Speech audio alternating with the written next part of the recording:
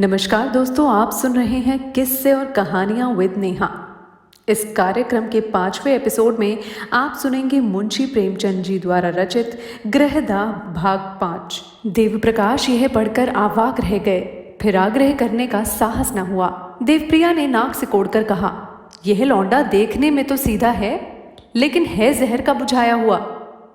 कैसे 100 कोस बैठा हुआ बर्छियों से छेद कर रहा है। किंतु ज्ञान प्रकाश ने यह पत्र पढ़ा तो उसे मर्माघात पहुंचा। दादा और अम्मा के अन्याय ने ही उन्हें यह भीषण व्रत धारण करने पर बाध्य किया है। इन्हीं ने उन्हें निर्वासित किया है, और शायद सदा के लिए। न जाने अम्मा को उनसे क्यों इतनी जलन हुई। मुझे तो अब याद आता है कि किशोरावस्था से ही वे बड़े आज्ञाकारी, विनयशील और गंभीर थे। अम्मा की बातों का उन्हें जवाब देते नहीं सुना। मैं अच्छे से अच्छा खाता था, फिर भी उनके तीवर मैले न हुए। हालांकि उन्हें जलना चाहिए था। ऐसी दशा में अगर उन्हें गृहस्थ जीवन से घृणा हो गई तो आश्चर्य ही क्या, फिर मैं ही क्यों इस विपत्ति में फंसूं। कौन जाने मुझे भी ऐसी ही परिस्थिति का सामना करना पड़े। भैया ने बहुत सोच समझकर यह धारणा की है। संध्या समय जब उसके माता पिता बैठे हुए इसी समस्या पर विचार कर रहे थे, ज्ञान प्रकाश ने आकर कहा, मैं कल भैया से मिलने जाऊंगा। देवप्रिया, क्या कलकत्ते जाओगे?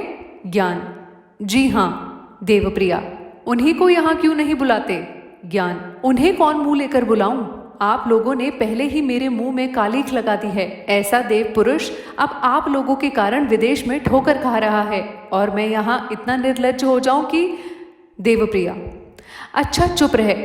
नहीं ब्याह करना तो ना करे, जले पर लोन मत छिड़क। माता पिता का धर्म है, इसीलिए कहती हूँ, नहीं तो यहाँ ठेंगे की भी परवाह नहीं है।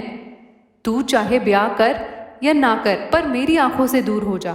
ज्ञान, क्या मेरी सूरत से भी घृणा हो गई? देवप्रिया, जब तू हमारे कहने में ही नहीं तो जहाँ चाहे रहे।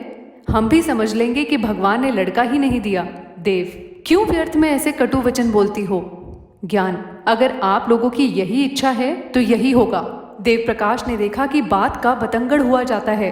ज्ञान प्रकाश को इशारे से टाल दिया और पत्नी के क्रोध को शांत करने की चेष्टा करने लगे। मगर देवप्रिया फूट फूट कर रो रही थी और बार बार कहती थी कि मैं इसकी सूरत नहीं देखूंगी।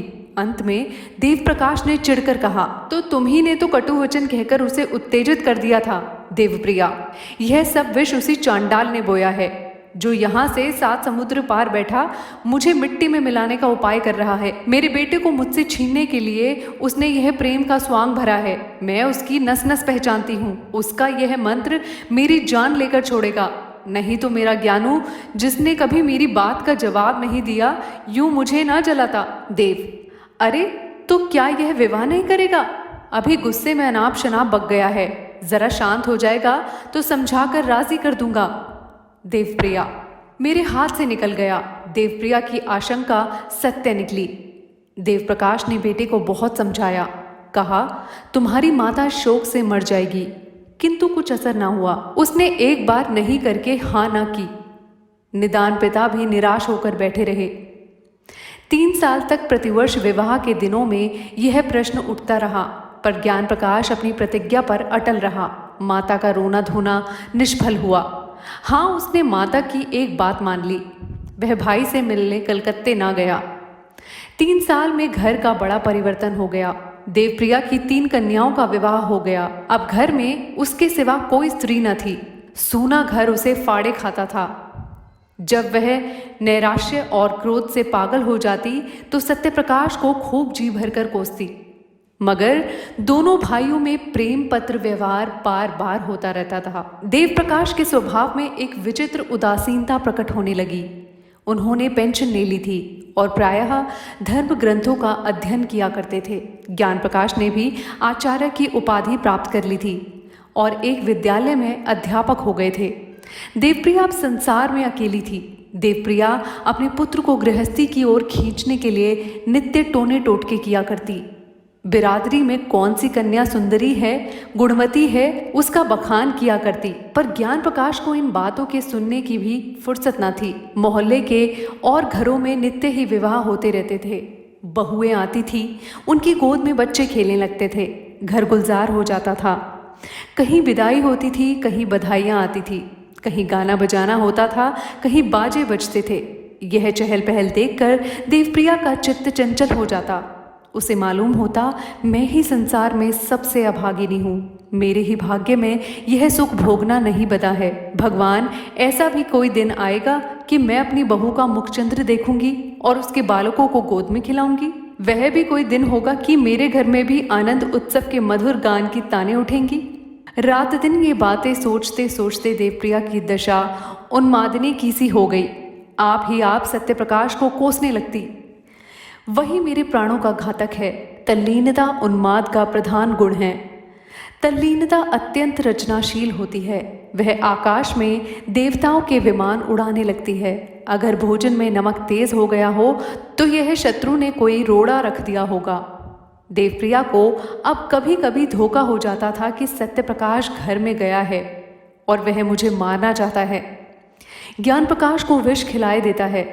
एक दिन उसने सत्यप्रकाश के नाम का एक पत्र लिखा और उसे जितना कोसते बना उतना कोसा। तू मेरे प्राणों का वैरी है, मेरे कुल का घातक है, हत्यारा है। वह कौन दिन आएगा कि तेरी मिट्टी उठेगी। तूने मेरे लड़के पर वशीकरण मंत्र चला दिया है। दूसरे दिन फिर ऐसा ही एक पत्र लिखा, यहाँ तक कि यह उसका नित्य का कर्म हो गया। जब तक एक चिट्ठी में सत्यप्रकाश को गालियां ना दे लेती उसे चैन नहीं आता था। इन पत्रों को वह कहारिन के हाथ डाकघर भिजवा दिया करती थी। ज्ञान प्रकाश का अध्यापक होना सत्यप्रकाश के लिए घातक हो गया। परदेश में उसे यही संतोष था कि मैं संसार में निराधार नहीं हूं। अब वह अवलंब भी जाता रहा। ज्ञान प्रकाश ने जोर देकर लिखा, अब आप मेरे हेतु कोई कष्ट ना उठाएं। मुझे अपनी गुजर करने के लिए काफी से ज्यादा मिलने लगा है। यद्यपि सत्यप्रकाश की दुकान खूब चलती थी, लेकिन कलकत्ते जैसे शहर में एक छोटे से दुकानदार का जीवन बहुत सुखी नहीं होता। 660-70 की मासिक आमदनी होती ही क्या है। अब तक जो कुछ बचाता था वह वास्तव में बचत ना थी बल्कि त्याग था। एक वक्त रूखा सूखा खाकर एक तंग आर्द्र कोठी में रहकर 25 से 30 रुपए बच रहे थे।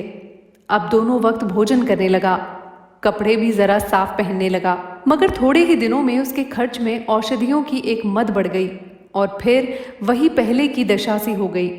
बरसों तक शुद्ध वायु, प्रकाश और पुष्टिकर भोजन से वंचित रहकर अच्छे से अच्छे स्वास्थ्य भी नष्ट हो जाया करते हैं। सत्यप्रकाश को भी अरुचि, मंदाग्नि आदि रोगों ने आ घेरा। कभी कभी ज्वर भी आ जाता था। युवावस्था में आत्मविश्वास होता है, किसी अवलंब की परवाह नहीं होती। क्यों वृद्धि दूसरों का मुंह ताकती है, आश्चर्य ढूंढती है। सत्यप्रकाश पहले सोता तो एक ही करवट में सवेरा हो जाता। कभी बाजार से पूरियां लेकर खा लेता तो कभी मिठाइयों पर टाल देता। पर अब रात को अच्छी तरह नींद न आती, बाजारी भोजन से घृणा होती। रात को घर आता तो थक कर चूर चूर हो जाता था। उस वक्त चूल्हा जलाना, भोजन पकाना बहुत अखरता था। कभी कभी वह अकेलेपन पर रोता। रात को जब किसी तरह नींद ना आती तो उसका मन किसी से बातें करने को लालायित होने लगता, पर वहाँ निशांधकार के सिवा और कौन था। दीवालों के कान चाहे हो, मुंह नहीं होता। इधर ज्ञान प्रकाश के पत्र भी अब कम आते थे और वे भी रूखे। उनमें अब हृदय के सरल उद्गारों का भी लेश न होता था। सत्यप्रकाश अब भी वैसे ही भावमय पत्र लिखता था, पर एक अध्यापक के लिए भावुकता कब शोभा देती है। शनै शनै सत्यप्रकाश को भ्रम होने लगा कि ज्ञान प्रकाश भी मुझसे निष्ठुरता करने लगा है। नहीं तो क्या मेरे पास 2-4 दिन के लिए आना संभव नहीं था। मेरे लिए तो घर का द्वार बंद है, पर उसे कौन सी बाधा है। उस गरीब को क्या मालूम कि यहाँ ज्ञान प्रकाश ने माता से कलकत्ते न जाने की कसम खा ली है। इस भ्रम ने उसे और भी हताश कर दिया। शहरों में मनुष्य बहुत होते हैं, पर मनुष्यता बिरले ही में होती है। सत्यप्रकाश उस बहुसंख्यक स्थान में भी अकेला था। उसके मन में अब एक नई आकांक्षा अंकुरित हुई। क्यों ना घर लौट चलूं, किसी संगिनी के प्रेम में क्यों ना शरण लूं। वह सुख और शांति और कहाँ मिल सकती है। मेरे जीवन के निराशा अंधकार को और कौन ज्योति आलोकित कर सकती है। वह इस आवेश को अपनी संपूर्ण विचार शक्ति से रोकता। जिस भांति किसी बालक को घर में रखी हुई मिठाइयों की याद बार बार खेल से घर खींच लाती है, और उसी तरह उसका चित्त भी बार बार उन्हीं मधुर चिंताओं में मग्न हो जाता था। वह सोचता, मुझे विधाता ने सब सुख से वंचित कर दिया है, नहीं तो मेरी दशा ऐसी हीन क्यों होती। मुझे ईश्वर ने बुद्धि न दी थी, क्या मैं श्रम से जी चुराता था। अगर बालपन में ही मेरे उत्साह और अभिरुचि पर तुषार ना पड़ गया होता, मेरी बुद्धि शक्तियों का गला ना घोंट दिया गया होता, तो मैं आज आदमी होता, पेट पालने के लिए इस विदेश में ना पड़ा रहता। नहीं, मैं अपने ऊपर यह अत्याचार ना करूंगा। महीनों तक सत्यप्रकाश के मन और बुद्धि में यह संग्राम होता रहा। एक दिन वह दुकान से आकर चूल्हा जलाने जा रहा था कि डाकिये ने पुकारा। ज्ञान प्रकाश के सिवा उसके पास और किसी के पत्र न आते थे। आज ही उसका एक पत्र आ चुका था। यह दूसरा पत्र क्यों? किसी अनिष्ट की आशंका हुई। पत्र लेकर पढ़ने लगा। एक क्षण में पत्र उसके हाथों से छूटकर गिर पड़ा और वह सिर थाम कर बैठ गया कि जमीन पर ना गिर पड़े। यह देवप्रिया की विषयुक्ति लेखनी से निकला हुआ जहर का प्याला था, जिसने एक पल में संज्ञाहीन कर दिया। उसकी सारी मर्मातक व्यथा, क्रोध, नैराश्य, कृतघ्नता, ग्लानि केवल एक ठंडी सांस में समाप्त हो गई। वह जाकर चारपाई पर लेटा रहा। मानसिक व्यथा आग से पानी हो गई। हाँ, सारा जीवन नष्ट हो गया। मैं ज्ञान प्रकाश का शत्रु हूं। मैं इतने दिनों से केवल उसके जीवन को मिट्टी में मिलाने के लिए ही प्रेम का स्वांग भर रहा हूं। भगवान, इसके तुम ही साक्षी हो। दूसरे दिन फिर देवप्रिया का पत्र पहुंचा। सत्यप्रकाश ने उसे लेकर फाड़ डाला। पढ़ने की हिम्मत ना पड़ी। एक ही दिन पीछे तीसरा पत्र पहुंचा। उसका भी वही अंत हुआ। फिर वह एक नित्य का कर्म हो गया। पत्र आता और फाड़ दिया जाता, किंतु देवप्रिया का अभिप्राय बिना पढ़े ही पूरा हो जाता था। सत्यप्रकाश के मर्म स्थान पर एक चोट और पड़ जाती थी।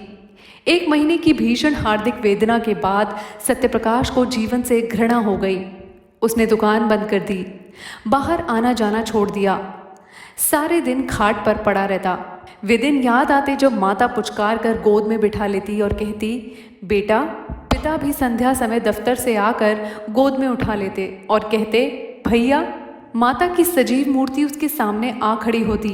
ठीक वैसे ही जब वह गंगा स्नान करने गई थी, उसकी प्यार भरी बातें कानों में आने लगती।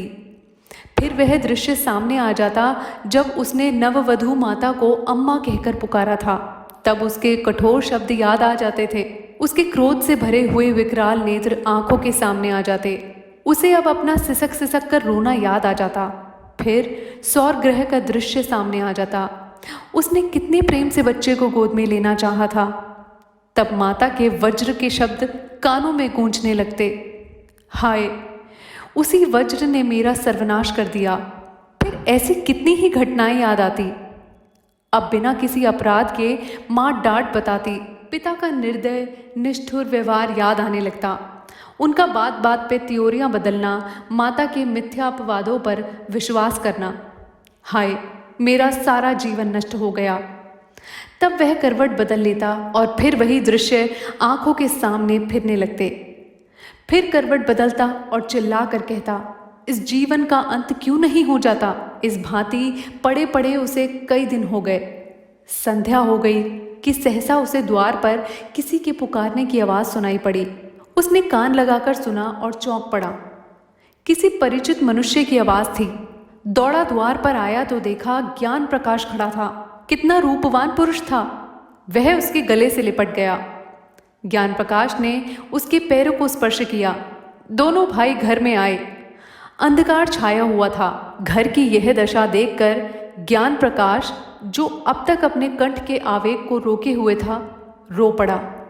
सत्यप्रकाश ने लालटेन जलाई। घर क्या था? भूत का डेरा था। सत्यप्रकाश ने जल्दी से एक कुर्ता गले में डाल लिया। ज्ञान प्रकाश भाई का जर्जर शरीर, पीला मुख, बुझी हुई आंखें देखता था और रोता था। सत्यप्रकाश ने कहा, मैं आजकल बीमार हूँ। ज्ञान प्रकाश, वह तो देख ही रहा हूँ। सत्य, तुमने अपने आने की सूचना भी न दी। मकान का पता कैसे चला?